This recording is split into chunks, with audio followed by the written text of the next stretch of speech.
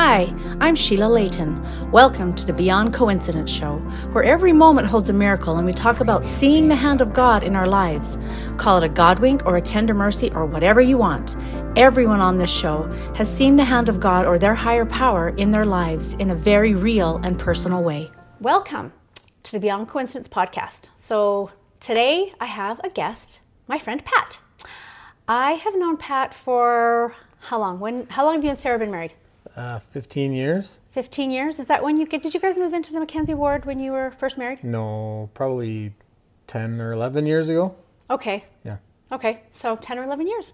Okay, well, let's get started. So Pat, tell me about growing up in your house and how that worked, siblings, your family life. Where did religion play a part, if any, in your growing up years? Sure. I grew up here in Calgary. I'm the youngest of 5 boys in my family. Bless my mother's heart. Yes. So I'm the baby, no sisters, no girls. So it was just a rough and tumble. It's a lot of testosterone. Yeah, it was chaos to a T. And so, neat story. My parents were dying to have my mom was dying to have a girl. And so, like most women, of course. And so they tried, number 1, no, number 2, no, number 3, no, a boy. And so after number 3, they said, okay, one more try at a girl. And they had my older brother, Evan. And they said, okay, 4, we're done. So my mom had her tubes tied. And then I came along, 16 months later or so. After her tubes were tied. So the joke was that I'm, really good at untying knots, meant to be a Boy Scout. My brothers, on the other hand, thought it was, they would whisper in my ear like, Mom, Dad didn't want you. You're a mistake. Siblings are gross. That's just the way it is. Preston got some of that too. Yeah. But I got over that. My mom and I actually got really close together because of that, because it affected me when I was 8 or 9. I'd cry because they were being jerks, and we became closer and had a... She protected you? Yeah. Tried to make me feel like I wasn't a freak. Leave him alone. So it was good. My mom joined the LDS church when she was in her mid-20s. And my dad actually was a missionary in France. And so he came home to Ottawa. That's where he grew up. And he would go across the river to Quebec and join the French branches to keep up on his French. Oh. And my mom, who's from Quebec, was taking the lessons. And so he got to be kind of part of her conversion story, and they got married shortly after, and eventually moved out to Calgary and had us boys. So religion was always a pretty big part of our lives growing up. We went to church every Sunday. We went to activities. We weren't an overly spiritual family. Like, we would say prayer at dinner time. We'd have, family or church discussions, I don't know, every once in a while, occasionally, but it was never scheduled or never once a week, never on a regular basis. And so I learned about God really through my own experiences, watching my parents, how they behaved. You went to church every week, I'm assuming. Yeah. Right? And you went to all the youth activities, that sort of a thing. Okay.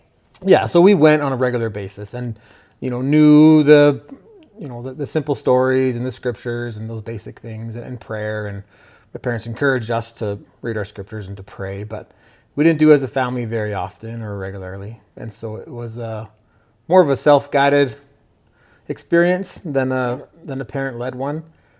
That's not a bad thing. No, it's not. And reflecting on kind of how I've gotten to know God more in my life, it's been through the examples of others and watching them and how they do it. Mm-hmm. And then seeing experiences happen to myself and kind of, those aha moments of like, oh yeah, that reminds me of a time where whatever, I saw someone go through that same experience. But I had a lot of instances where my parents would be a bit more vulnerable and share some things with me, or I'd even watch them go through some challenges, and I could feel kind of that influence of God in our lives growing up. And sort of see their faith, true experiences that they went through. For sure, yeah. And even though they weren't, extremely expressive, they weren't afraid to to share with us when it came up, but they weren't kind of preaching from the rooftops. It was more just a quiet example. Yeah. So as you got older, you know, in our church, the Church of Jesus Christ of Latter-day Saints, missions are encouraged, not demanded, but encouraged. Is that something that you had sort of always thought about, or? When I was little, I told my mom I was never going to go on a mission because I didn't want to go away from her. Yeah. And then I became a teenager and that changed. But of my 4 older brothers, the 2 oldest went on missions and the 2 others didn't. And so no pressure at all for my family to go.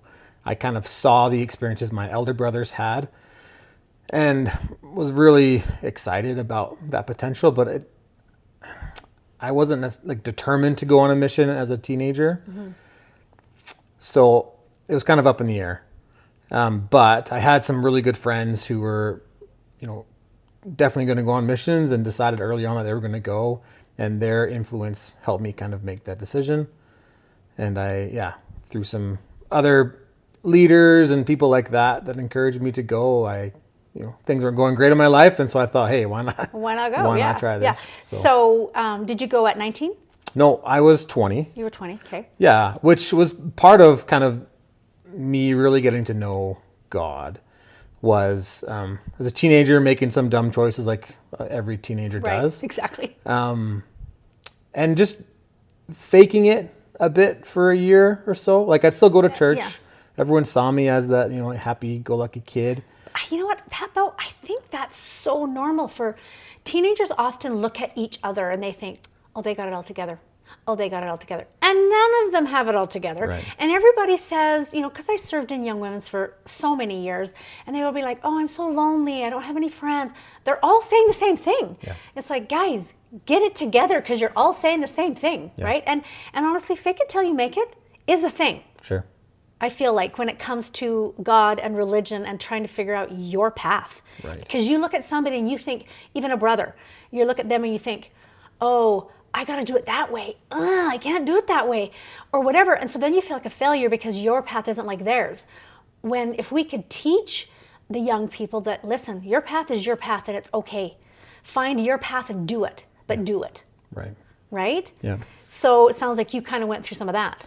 Yeah. And it was through those experiences where I really had to kind of get to know God and realize, his intent for me and how he communicated with me. But again, it was through the example of some great leaders, learning how to repent and how to kind of make amends for some choices that I had made, working with my bishop, really helped me just understand that regardless of my actions, I am valued and loved by my family and church leaders, but more importantly by my Creator, by my God. And regardless of those silly choices, it didn't exclude me from his blessings. And that helped me to just feel comfortable in my own skin and kind of accept the consequences of my actions and not feel like a failure. Yeah. I think that's so important because, we sometimes have, as parents, these high expectations for our kids. It's just a culture, right? Yeah. A religious culture. And if they don't meet those, which often they don't, right, they feel like they have let us down. And sometimes we have a hard time not feeling that too. Do you know what I mean? Yeah. And so I think it's so important that they realize, like you say, regardless of the choices you make, because everybody does dumb things, you're loved by your family, but like more importantly by your Heavenly Father and Heavenly Mother. Like your heavenly parents love you. They're way better at it than us parents are, sure, right? Yeah. And that you can mess up and they still love you. And it's not based on, their love is not based on your behavior. Right. Your love is based on you're their child, they love you. Yeah. So for you to have come to that at like 19 or 20, that's pretty profound and awesome. Yeah. And that really helped kind of shape my decisions moving forward in my life. Serving a mission was, one of the first ones that I can look at my life and say, that's a very pivotal, decision, and that kind of put me on a path that led to some other great choices. But we're all kind of led and guided by great examples and people that I respected and looked up to. Yeah. So it was humbling to really feel godly sorrow, as the scripture says, and remorse for my actions. But it helped me to forgive myself and look forward to the future and be able to kind of leave my old self in the past and move forward in a positive light. And so that really started my mission off really, really well. I was excited and encouraged to go and just share my experiences with other people. And felt worthy to be there. For sure. Yeah. That's huge. Yeah. So you go on the mission. It goes well. Yep. Where did you go? Went to Arizona. So it's hot. Yeah. Hot, sweaty mess in the summer. Yeah, gross. for sure. Yeah. And it goes well. So you come home, and then what? Was that a big transition? Like, how would that look like? Coming home was awesome. I loved my mission, and it was a wonderful experience. I learned lots of things and met great people, but I was excited to come home and kind of get back into the swing of things. I quickly got back into dating and kind of hanging out with some people. That spring I had an interview to be an EFY counselor, like the church youth camp in the summer. Yes, explain to people that maybe don't know what that is. The church puts on these week-long youth camps in the summer. And so any youth in the area can sign up to go. They stay at the university in dorms. I think it's like 400 to 700 kids at a time, just like a big, big party. And they have kind of 18 to 27-year-old young adults who are there as the counselors or the leaders. And so as a return missionary, you're eligible to go and interview and become... And EFY stands for? Especially for youth. Right. The church has now changed it, so now it's FSY, which is for the strength of youth, just making it more broad so that anyone can really go. Right, because back then with EFY, it was kind of exclusive because it was expensive. Yeah. And if you couldn't afford it, you couldn't go. Yeah. And because it wasn't necessarily the church putting it on. I mean, it was LDS, but Right. it wasn't subsidized at all. by Yes. the church. Yeah. Yes. So you were a counselor there. Yeah. So I applied to be a counselor, interviewed, that went well, and then a week or two later they responded and said, "Hey, sorry, we're full, we don't need you, thank you anyways." Oh, darn. And so I was pretty bummed. I went as a participant when I was a teenager 6 times, like as many times as you possibly could. Loved the whole experience. It was great. So I was really looking forward to being a counselor. And when they said no, I was like, what? Really? Come on. I've been around so long. I've seen it. Yeah. I was pretty bummed. But I started dating this girl from Australia, and as things progressed, we were getting more and more serious, and I went to Australia to visit her to see if we were going to get married. Like we got serious pretty quickly. And while I was there in the summer, EFY emailed me and said, "Hey, super last minute, EFY starts on Sunday," and it was maybe Wednesday. And they said, one of the male counselors just quit on us or backed out or whatever, and you're the next on the list. Are you able to come and do it? And so I thought, oh man, like absolutely. I flew home Saturday and I was at the university on Sunday to be a counselor for this youth group. And it felt very, coincidental or whatever. And I'm sitting there in the orientation for all the leaders and didn't know a lot of people. I was gone for 2 years on the mission. The young single adult scene changes. People come and go and move on. And I didn't know many people. And then in walks Sarah Webster, who was my now wife. Cute little blonde girl. Cute as can be. And I knew her. She dated one of my good friends in high school. And so I knew her decently well, but not extremely well. And so, I know you, come and sit down. I want to feel comfortable with someone. And so anyways, we began chatting and quickly kind of things progressed from there. But even as a counselor, going through that experience and being able to work with the youth and help them to, figure out who God is and the role he plays in your life, it was awesome to see just the youth and how vulnerable they are and how inquisitive they are. They're seeking for answers. Mm-hmm. They just don't know where to look. And so being able to help facilitate that as a leader was super rewarding. And so you just did it the one summer? Just the one summer. Yeah, it was 2 weeks back to back.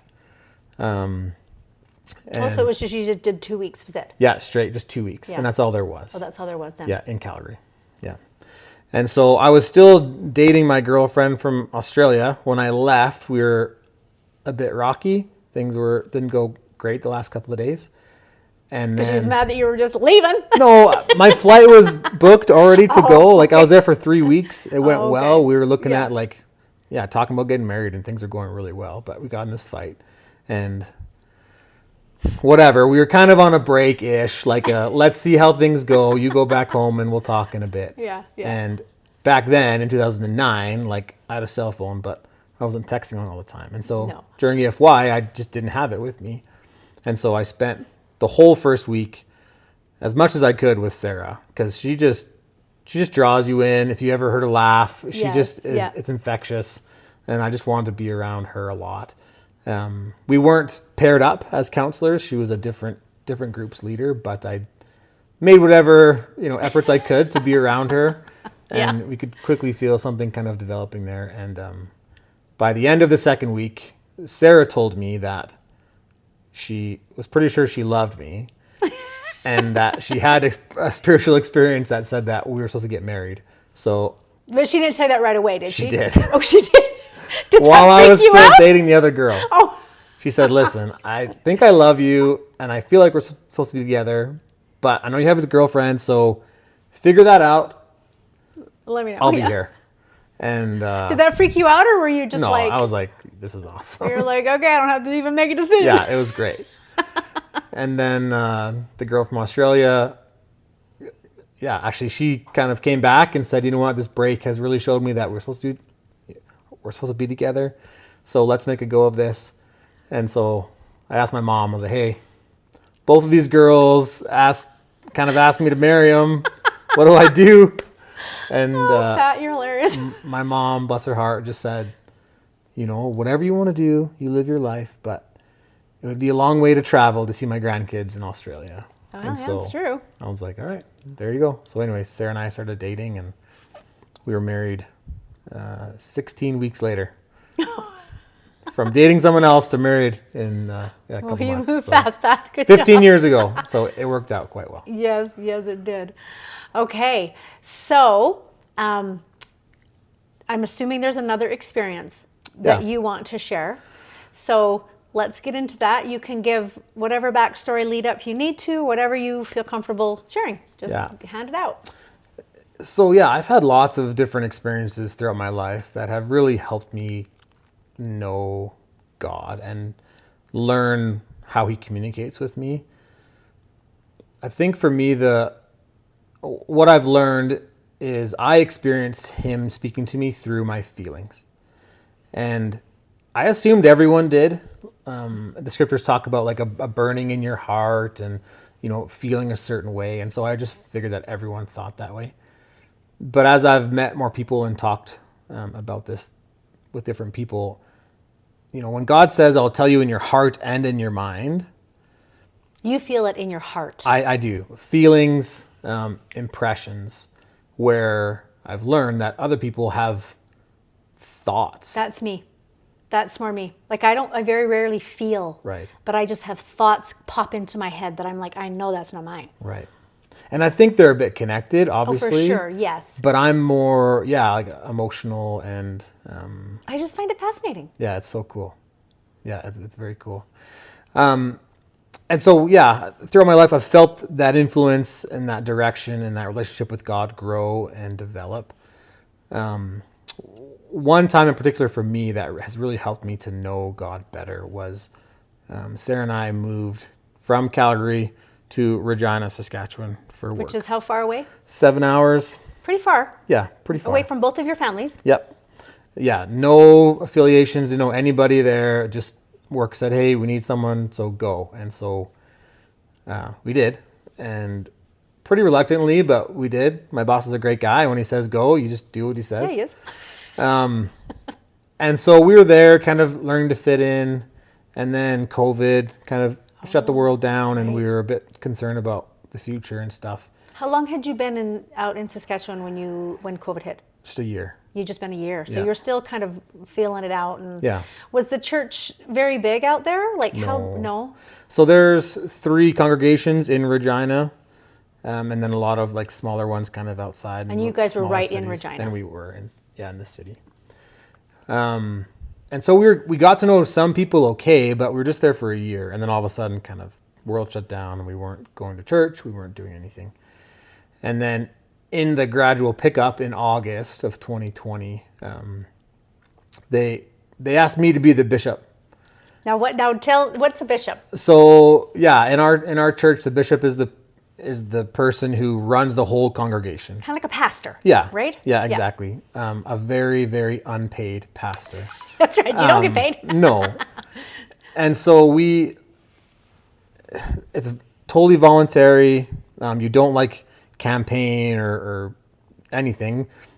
Different leaders kind of counsel and talk about it and pray about it, and they ask someone, interview a bunch of different people, but they ask one person to take on that responsibility. That's a big job. Yeah. Emotionally, spiritually, physically, find out the whole bit. Like it's Yeah. a whole thing. For sure. And that's why in most religions, a pastor it's a paid position. It's their full-time job because it's 24/7 helping people, preparing sermons, kind of doing that. And so despite my growing up in the church, I had never been in a leadership type of role. Right. And so I felt extremely, And you're young. I was 30. Yeah, but that's pretty young. I mean, lots of bishops are over 50. Yeah. Right? So to be a 30-year-old guy with that responsibility, I imagine that weighs pretty heavily and you're thinking, can't do this. Yeah. It was. Were you thinking, what the heck are they thinking? For sure. Yeah, for sure. And I mean, Regina, like the church is not very big. And so a lot of the men who are in the church had already been in leadership roles and kind of experienced those things. And so when you move to a place like that and you go to church on a regular basis and you show interest in the church, often they kind of ask you to fulfill those kind of responsibilities.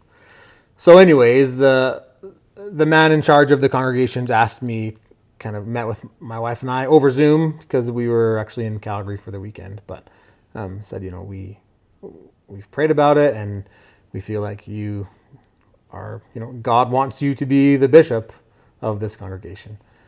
And, I said, listen, me and God are on good terms. Like things have gone well for me. He's blessed me in many different ways, but I need some time to think about it because this is a big decision. And I remember just getting off the phone and Sarah went somewhere to get lunch or whatever. And I just went downstairs and just like melted into a pile of mess and just like sobbed and just thought how unprepared and how unworthy I am or was to fulfill a role like that in the church. Because it takes a lot of you. It's a full-time gig, but you still have your full-time job and a family and everything else. And so it was extremely hard to kind of make the decision, but felt very, very good about it and prompted to do it. And so I accepted. And, the church has lots of leaders that help and encourage and kind of train, but there's no send you off to camp for a couple weeks, right. Or there's no kind of you got a handbook, but that's course. Kind of it, right? Yeah, a manual that says if this happens, kind of do this. Right. But most of that handbook encourages you to follow the promptings of the Spirit and be in tune and make decisions based on how you feel, which is pretty daunting when you're in charge of a whole congregation. And you're like, and do I trust myself with those? Exactly. Right? With those promptings? Like, ugh. And so I quickly had to, learn to rely on that voice because I knew that I wasn't, anything special as far as leadership in the church. I'd never been in any leadership callings before. I was just this, a carpenter, a worker dude, Active, good guy. Yeah. Went to church, had faith, happened all to the go on a things. mission, but that was it. Yeah. And so it was very humbling to just feel like I was that guy. In meetings, all of a sudden people are looking to me for the last word, or if I wanted to, I don't know, just so much pressure. Yeah. And I remember it just taking a huge emotional toll on me. A lot of the time you're in personal meetings and interviews with people, counseling like adults. And I was 32 and I'd have 56-year-olds coming into my office and asking me these deep soul searching questions about their faith and about their family and finances. And I just felt so like a fraud, really. Just like, who am I? Imposter syndrome kind of thing. Yeah, who am I to tell them anything? I don't know. I haven't lived a life. Like, Right. And so I talked to a friend of mine who was currently serving as a bishop. And he said, God knows you perfectly. And yet he's called you as the bishop. Like, do you believe that's true? And I said, yeah, I do believe that he has called me, that it's from him. And he said, well, don't you think that God knows you perfectly? And yet he's calling you for a reason. So don't you have faith that he's got it figured out and you are enough for his purposes right now at this time? And that really just kind of brought me some peace in knowing that, hey, God, like, just like you feel the call and you don't know how to do it or what to do, but you feel it. And so you just act. Yeah, you just march forward, right? Yeah. Okay, if you want me to do this podcast, we'll just march forward and do it. And so I've been so blessed. And that was 4 years ago. I was a bishop for almost 3 years, and then we moved back to Calgary. And so they had someone else be the bishop. So it was a short stint. It's normally about 5 years, that responsibility, but I kind of snuck out after a couple years. But I had so many experiences where I knew that God was guiding me and directing me. I would say things to people. Do you have one specific one that you could share that you feel comfortable sharing where you're like, I know that wasn't me? Part of our kind of culture and religion is going to the temple. So we have the meeting house or the chapel where we go on Sundays throughout the week for different activities. And then we have the temple, which is where we perform sacred ordinances, where we get married and sealed for eternity. And we do other things that are a lot more sacred than what happens at the chapel. And not everyone can go in there. You have to kind of have a recommend to go in. You meet with a member of the bishopric or the other kind of church leaders, and you have to be worthy to go and do certain things. You kind of have to live a higher standard a little bit, right? Exactly. Yeah. And so part of my role as a bishop was meeting with people and having that interview and talking with them about their life's choices and how things are going. Super hard, right? Super hard.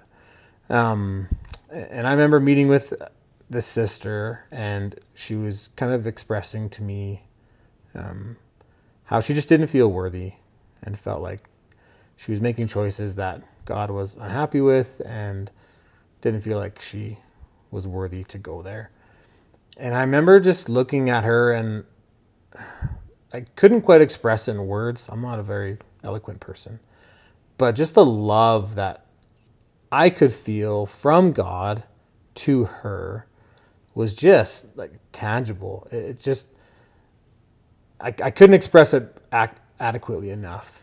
So how did that feel to you? Like, was it a warmth? Was it just a peace? Like, what?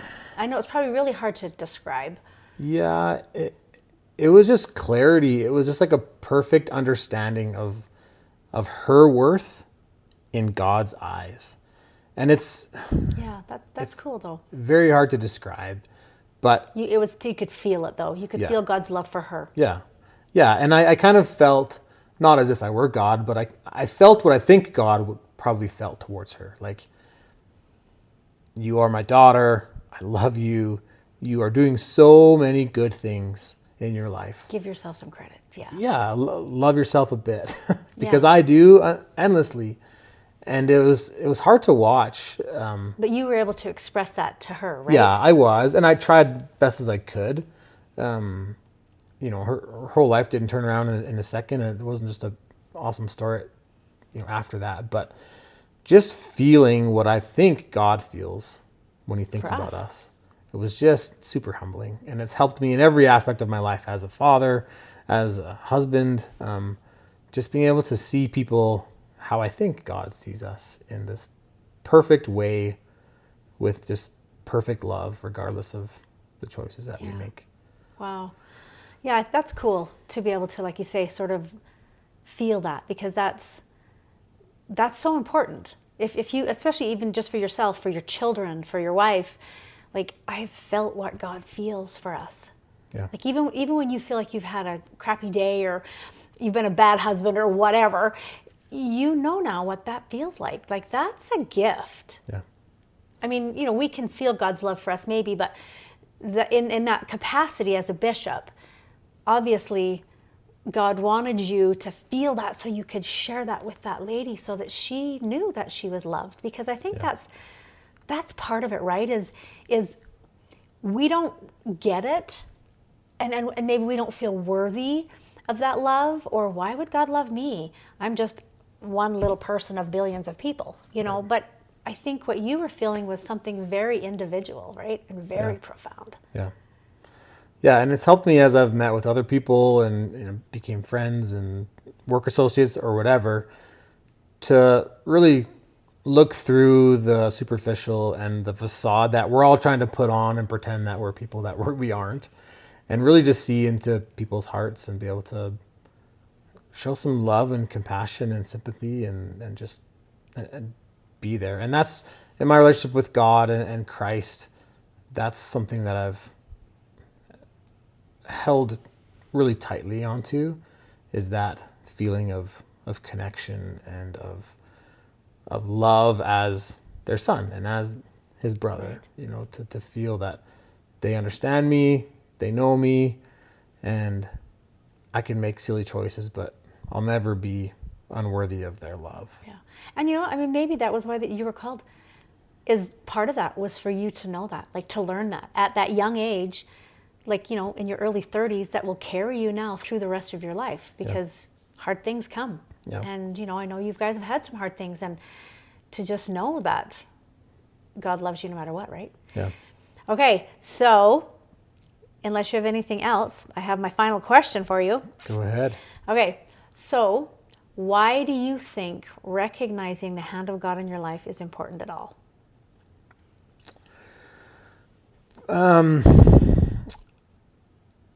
I worry that people today, my peers especially, think of life as just this coincidence, and we make these little choices and our life goes a certain way and we have all this control in the world. And when things are going good, it's fun to feel that way. But more times than not, things don't go good. And we find ourselves in places that we're unhappy about. And to have a mindset of, I wasn't good enough, and if I would have tried harder, and if God loved me more, then I'd have all these blessings. As members of the church, we say that word often, like, count your blessings, and, you know, let's focus on your blessings. And I know through my life experiences that the things that I have in my life, the good things, are not because of righteous living, because I've made tons of dumb choices. They just happen to be where my life has led me, and they're all thanks to God. And that's kind of what it's helped me to really understand more fully, is if I can't appreciate the hand of God in my life, in the good things, but also the bad things, in the trying times, am I really showing gratitude to my Father? Because I believe He's my Father, that I am His son, and He loves me perfectly, more than I can comprehend. And if I can give thanks to Him in my darkest of darks, it allows me to be more grateful when things are good, and to help others feel that same way in their life. So I think it's so important that we see the hand of God in our lives, in the small things, in the quiet moments of, you know, wanting more, or in the lonely times. But I understand now more than I used to that He does care about me individually, and my influence to others could be one of strength and support, or it could be the opposite. And so if I can recognize His hand, hopefully I can help others to recognize it too. Yeah. Awesome. All right. Well, Thanks, Pat. I appreciate your time and I appreciate your sharing your experiences with me. Hey everybody, thanks for listening. If you have an experience where you have seen the hand of God or your higher power in your life, I want to hear about it. Please send an email to Sheila@beyondcoincidence.com. Have a great day.